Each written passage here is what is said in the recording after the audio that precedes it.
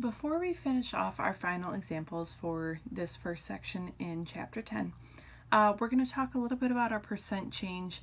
So it's related to our increase and decrease that we were just looking at in the last example. But we're going to talk about different formulas for our final value and baseline.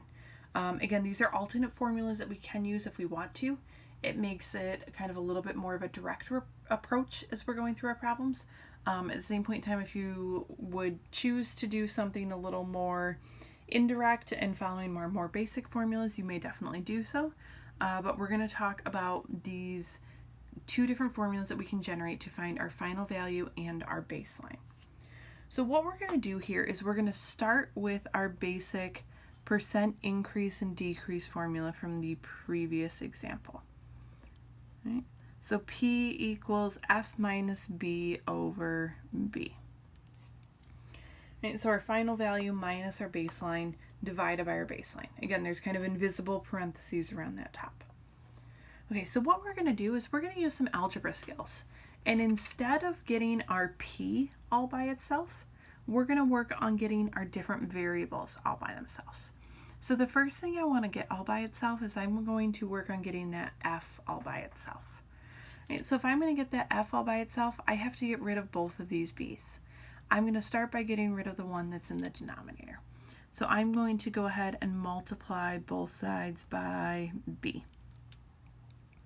So on this side, I just have B times P. And on the other side, well, these B's are going to end up canceling. And I have F minus B. Right? So BP equals F minus B. Well, now if I want to get that F all by itself, the only thing left is getting rid of that minus B. We're going to get rid of that minus B by using a plus B. So I'm going to add B to each side. So I'm going to have B plus BP equals F, because those two guys are going to cancel. Right, so then just to make this a tiny bit nicer looking, I'm going to factor out that B that's out front.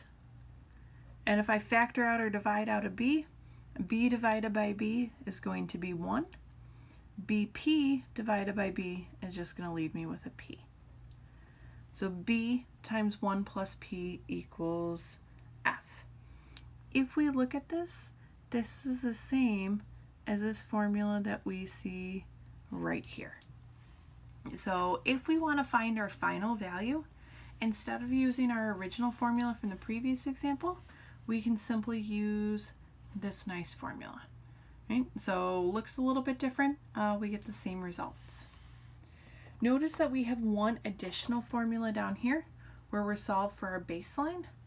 Well, in this case, we're almost there. Right? We just need to get that B all by itself. So I'm going to divide both sides by 1 plus P. Right? We need to get rid of the stuff that's next to that B. So that means that would cancel and that would cancel. And we're left with B equals F over 1 plus P, which is the same as this formula that we happen to see right here. So these last couple of formulas that we're looking at are definitely related to the formula that we saw in the previous example and that we use for our percent change increase or decrease. Again, that means that as we're going through these next few problems, we have a bunch of different ways that we can kind of reason through these. Right? So there isn't necessarily, a right way or wrong way to do these problems. Right? Some of these problems could be done multiple ways. Right? So we're going to continue on in the next short video and work through the examples using these different formulas that we just generated.